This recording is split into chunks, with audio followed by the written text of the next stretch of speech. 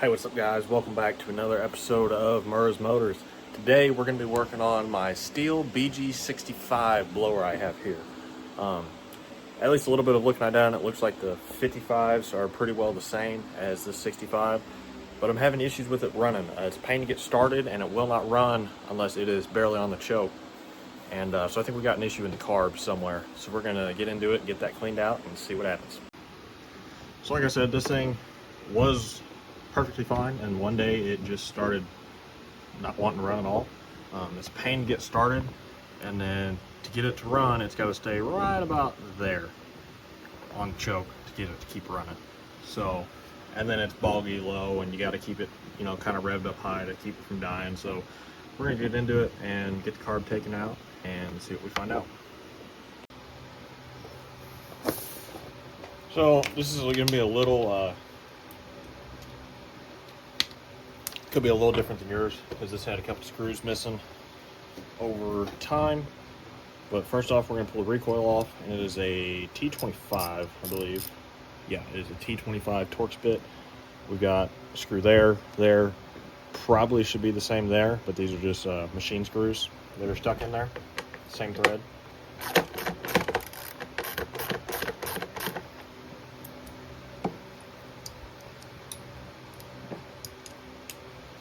First time taking one of these apart, so been dealing with all the four-wheeler carburetors, so it's going to be a little bit different, but we're going to see what we can find in there. Now, I don't believe that there are really like jets you can remove in these, so we're going to just see what we find, see if it's kind of where basically the needle in the seat is. It's not really a needle in the seat, if that's all plugged up, or what the situation is.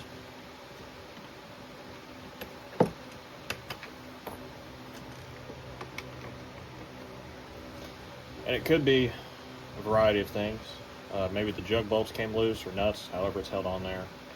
Or these fuel lines could be busted and sucking air. I'm not really sure.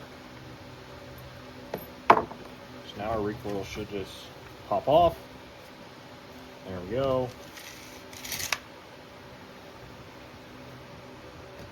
I tell you, it's very oily in there. So I was working on one of these Polarises, I tell you, probably we've got some bad crank seals.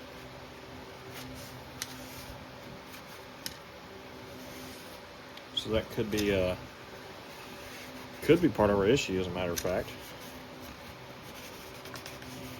Like I said, I've never really worked on these, a blower, weed eater much, and my dad's actually had this thing forever. He switched to big battery powered blower, so he let me have it. We're just going to clean that out somewhat.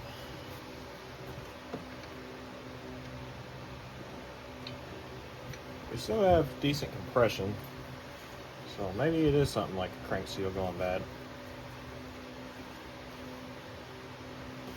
Or there could be some leaky fuel or something, and that's just spent forever piling up dirt and debris in there.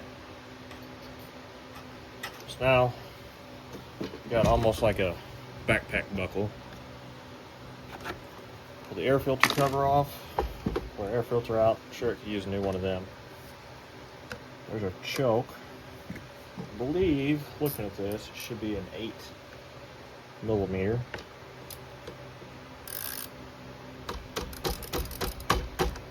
Does not really want to go on there because of that plastic. There we go.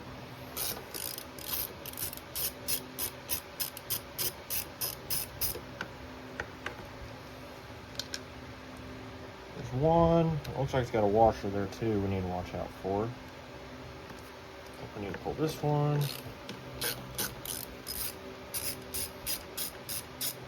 It looks like these are also going to be the bolts that hold the studs that the carb rides on.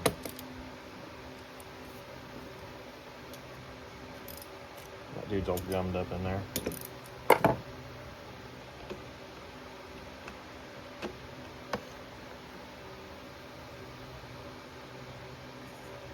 There's that. And this has a gasket right there on it. Whether that's fixed into the plate, I don't know. You can see that plate's real kind of gunky. Looks like it's been leaking fuel or flooded out or something. Clean all that up. Now, right there, this plate, right about there, has been rubbing on this fuel line.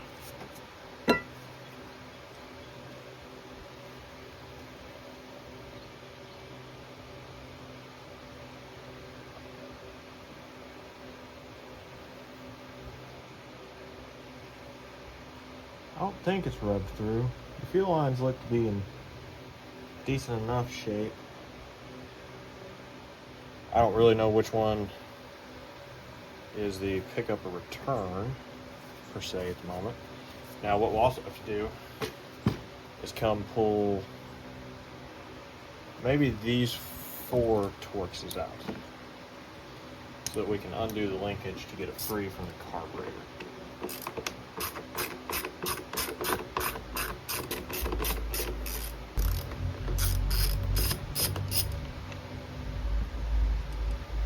Alright, so hopefully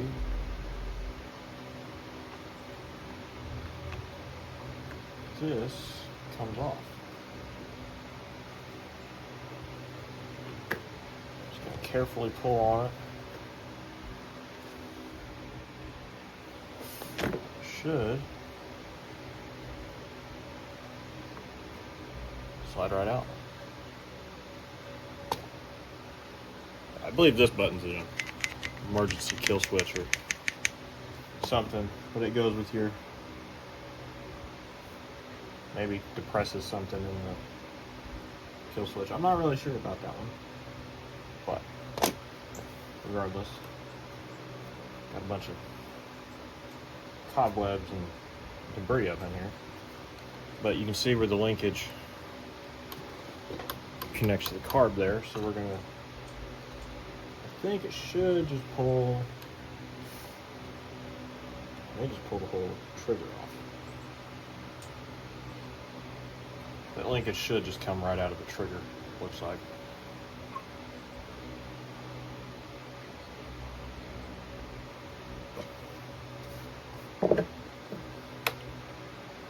Probably pull it straight out. There we go.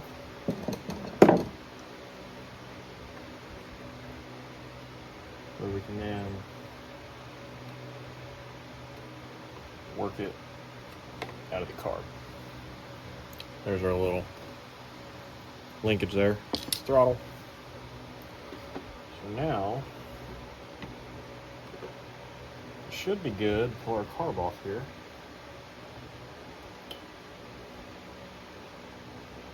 There's going to be a gasket behind it too, and a gasket on this face. Just one to catch. Put that right there.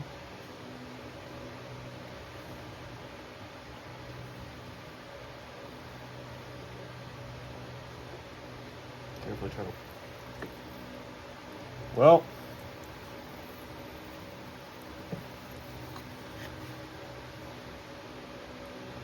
One of my fuel lines didn't have a hole in it. It does now. So that one is pretty awesome. So we're gonna be getting fuel lines today, or whenever I can pick them up from a Stihl dealer. And I half expected that to happen. I think this had fuel lines before. This may have had a carb put on it before. I don't remember. I think my dad might have years ago.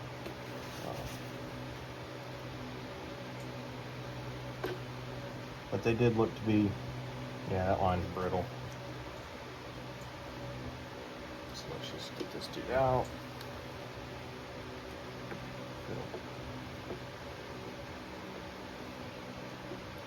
It should wiggle right off, but this line's kind of just being a pain. We're just gonna. It's already tore. Looks like it split right on that seam. We're just gonna cut it. Catch right there too on the handle.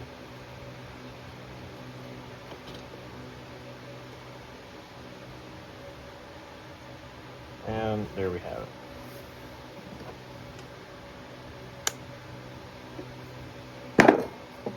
Oh, there's a carburetor. Now we should be able to tell.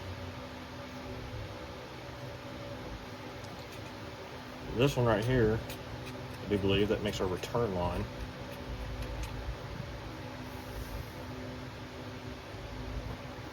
Which is important to know because, see if I can work this out here. Maybe show you. One line will have your filter and your draw, and that's that line that broke. And then your return line is just gonna be a stubby little line, just to pump it back into the tank. So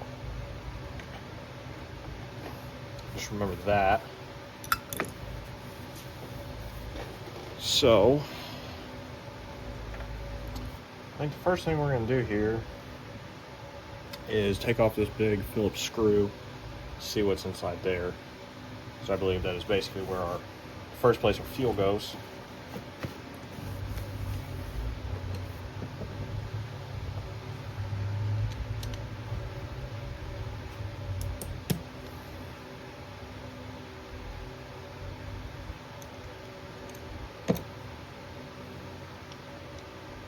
Carefully take that dude off. It actually looks pretty clean. So this piece is going to have this little gasket on here. Be careful with it. Inside that, it's pretty clean. We'll go ahead and we'll spray that out in just a minute here. Inside here is fairly clean as well. There's a little screen down in there you can see. It might have some debris in it, but it's not that bad. If I can find my carb cleaner here. Just gonna take and come in here. We're gonna spray that guy out. Just gonna spray down every little hole that there is here.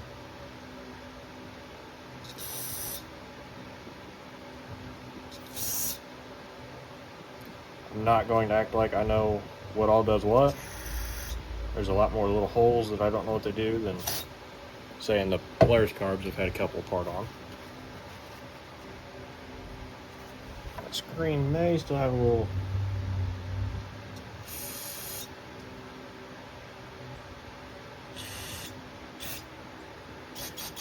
debris in it. That looks like a fairly clean side of this here carburetor. So we're going to go ahead and put this side back on.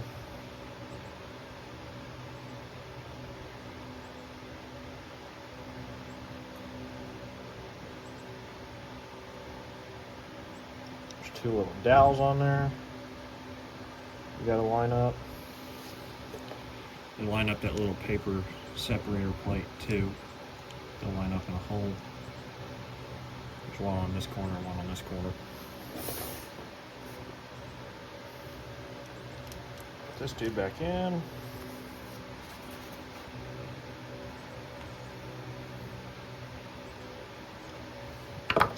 Alright. Now our primer bulb isn't busted or anything, which is good. We're going to come in here, pull all of these screws out.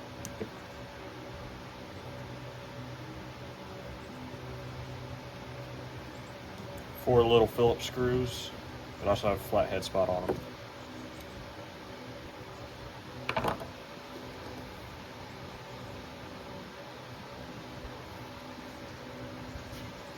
You can see we're pulling the 4 screws out of this side here. We're going to pull this plate here off.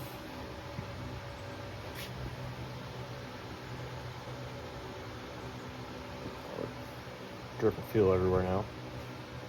So if you're going to change your primer bulb, this little plastic plate, and all you got to do is pop that metal cap off, pop a new bulb in it. I don't see any issues here. I mean, the primer was working just fine. And while we're here, we'll still hose it out real quick, but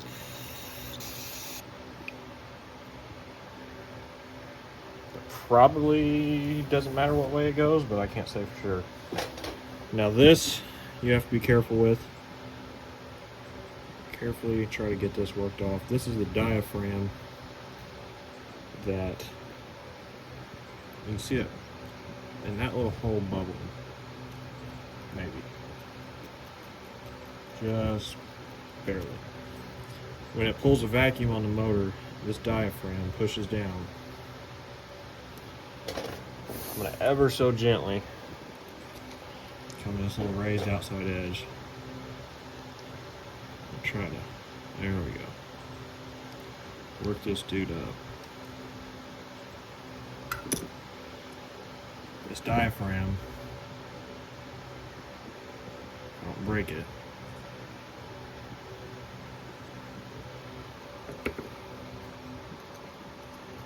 Just go run this under, work it up. You can see that. Just run under and pop that opposite corner. This here, oops, a little screen diaphragm. It probably only goes in there one way. You can see it goes this way. You can see the marks on the inside of it, and like the marks on the channel there. What that does, when it sucks, it pushes down on this little lever, and that's what allows the fuel to get drawn into the motor. We're just going to spray all around here. There's definitely some debris in there, which could just be our problem right there, not allowing fuel to pass through.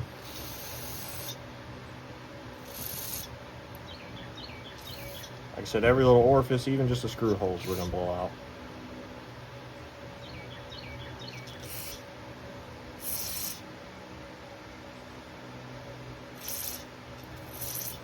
Kind of looks like that's where our problem lies, because I'm not really, I mean, the choke's going to make it suck more fuel harder, but if there's a blockage in that jet,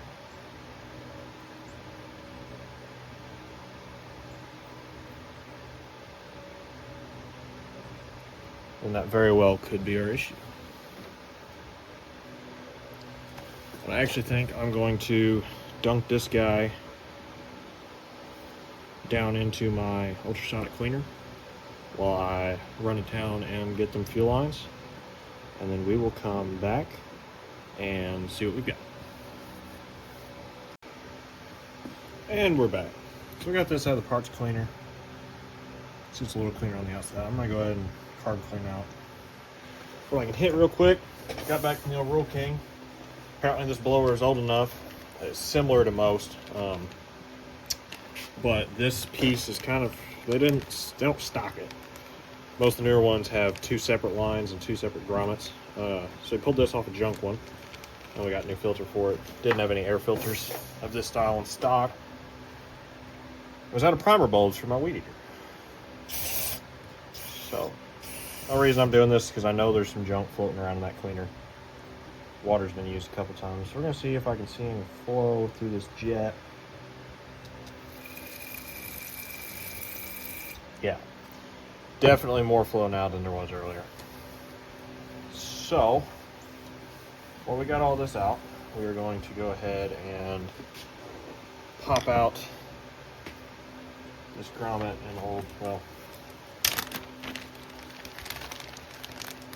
a new fuel filter and new used fuel lines. So we're going to come back down to our carb here. Once again, I'm going to since I laid it back down, just hose it out one more time.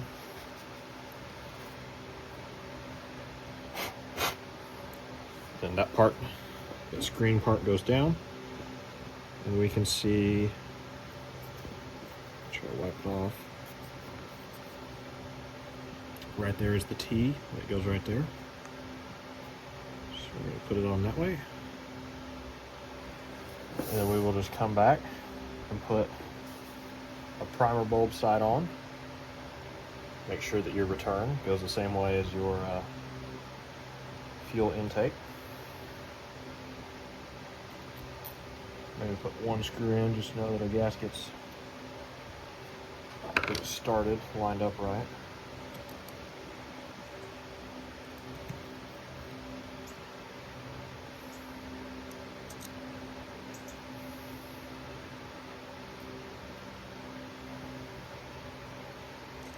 And then just put her back together.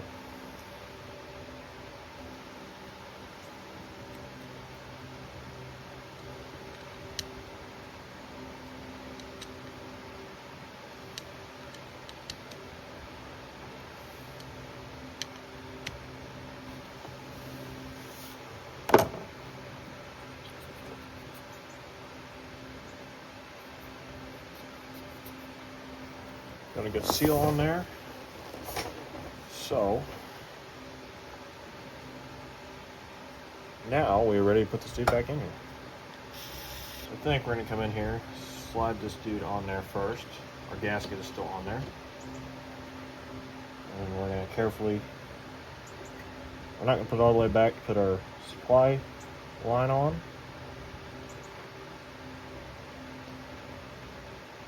And then put our return on. Slide it back in there.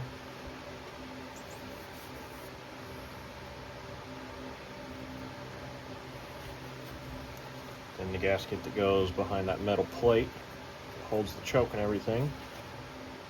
Put it back on. I believe it was on there that way. I'm gonna spray off this metal plate real quick.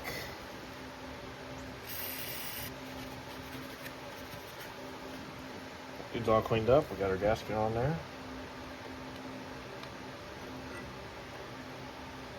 Slide it back. I'm gonna see if I can maybe spin this return line so it's not bunched up against that plate.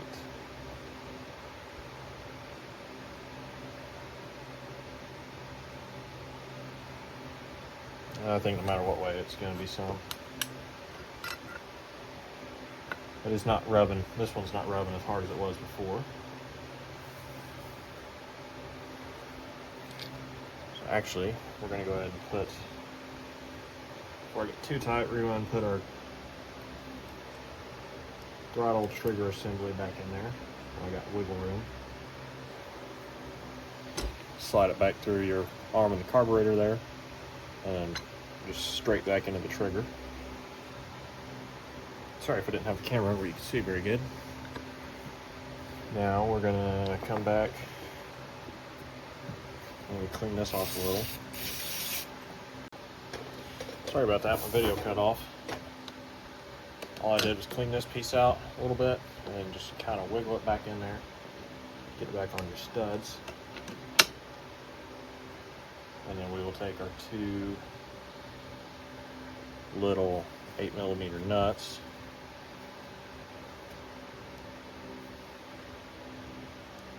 Once you get everything pressed back on there, just kind of going to set them on there because pain to get my fingers down in there.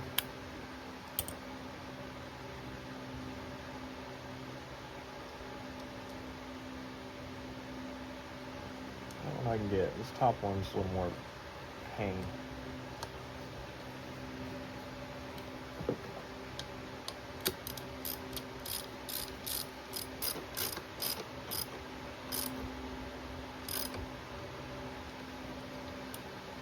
should be good. Toss our air filter back in. Have to get a new one of them sometime soon.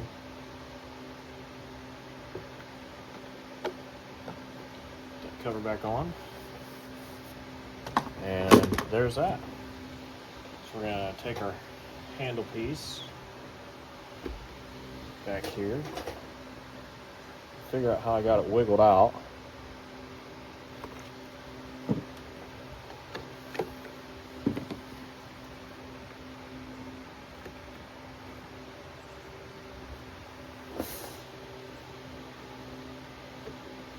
Should be able to line up the pin that the trigger rides on.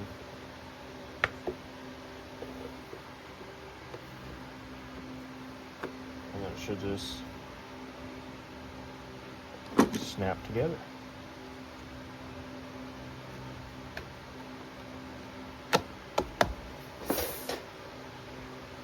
And then take your T25 screws.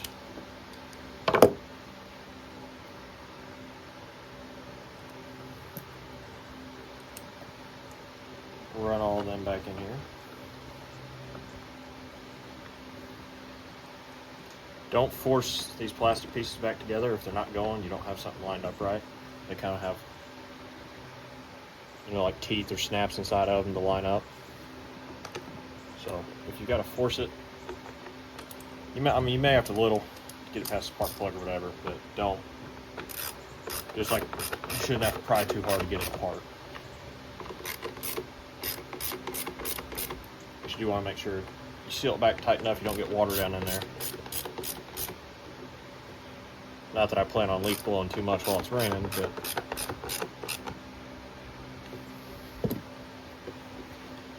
alright, then we'll take our recoil cover here, put it back on. Same thing, it'll have a couple spots to line up on. So we'll put our 2 Torx and then our 2 flathead mismatch screws in there.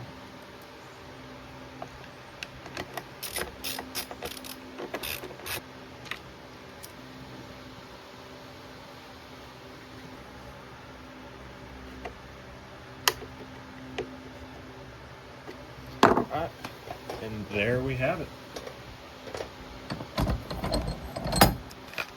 So now I come over here, make sure primed up. There we go. Probably primes even better than it did. Could have been leaking fuel this whole time. I don't see any leaking. So let's take it outside and see if she runs good.